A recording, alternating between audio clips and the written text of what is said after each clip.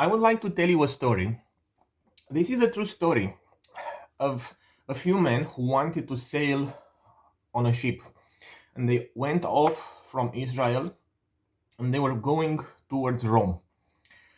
And as they sailed through Greece. And when they were in Greece, this man of God came to them and said to them, "Please don't go forward with the journey because I can see disaster, I can see the loss of life, the loss of the ship, of everything here. Disaster is waiting if you go forward with this voyage." Now, the captain of the ship had a different opinion. He said, "I'm qualified in this. I know the seas. I know that I have all the technical expertise and all the scientific knowledge to how to sail this ship." So then the owner had to make a decision. Do I listen to the man of God or do I listen to the expert, to the captain of the ship? But eventually it came to the point when they had to make a decision. And they said, "It is not uncomfortable for us to stay here. It is incommodious." That's the word. It is not comfortable. It is quite uncomfortable to spend the winter here in this port. So how about we just go ahead? So they sailed, and for the first few days it was calm. Everything was nice. The seas were calm. And they thought the man of God was wrong, and they managed to evade and to escape the storm. But suddenly, after a few days, a very big storm came, and for weeks they were lost at sea. They struggled, they fought, they worked so hard to keep the ship afloat. They battled the waves, they battled the storm and the winds, and they begin to despair to life. They fasted without food for 14 days, believing this is it, death has come. They threw overboard the cargo they were carrying. They threw overboard bags of wheat and the produce they were carrying. And for 14 days, they trembled in fear, without any food, believing the end has come. Now, eventually, an angel of the Lord showed up and said, "Don't worry, your lives will be spared, even though it will mean the loss of everything you are carrying, including the ship." Finally, the shipwreck came, the boat was destroyed on the rocks, everything on the vessel was lost, as the angel of the Lord had said, and they scrambled to swim to shore on this island.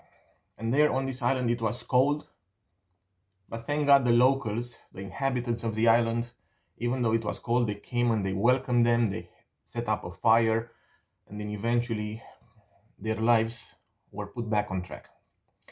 Now, here's the moral of this story. When they had to make a decision, the decision was based on the fact that it was incommodious. It was uncomfortable to do what the man of God said. It seemed uncomfortable to do what the Holy Spirit had said. So the instructions of God for them were uncomfortable. And they reasoned in themselves, we know better, let's just go ahead and do it our own way. Thinking, obviously, that's more comfortable. However, the uncomfortableness of spending the winter in a port compared to the disaster, the loss, the fear, the trembling of being week after week lost at sea seems nothing. So when God puts you in what seems to be like an uncomfortable situation, and you decide to disobey Him, the uncomfortableness of what's coming will be a million times worse.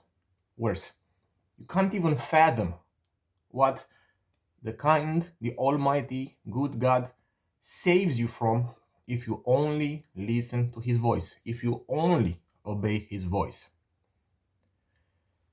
If you decide to obey the flesh, if you decide to obey the human reasoning against the voice of the Most High God, the uncomfortableness of being in a shipwreck, of going without food for 2 weeks, of trembling that death has come upon you, compared to being in a not so comfortable port because maybe it's a bit too crowded with other boats around. How does that sound like? So, my friends, whenever the Holy Spirit talks to you, either directly or through a man of God, you better listen to what he says, because he is saving you, he is protecting you from far greater harm. And how many times probably you have prayed, and after a while you came to the conclusion saying, thank God that never happened. Thank God God didn't answer my prayer. Because, if that would have happened according to my thinking, it would have been a disaster or a tragedy. So the bottom line is, always, always, always obey the voice of the Lord above any other human reasoning, any other human faculty, no matter the degrees, the diplomas, or the expertise they have. If the word of the Lord has come to you saying, stop, don't do that, please obey the voice of the Most High God.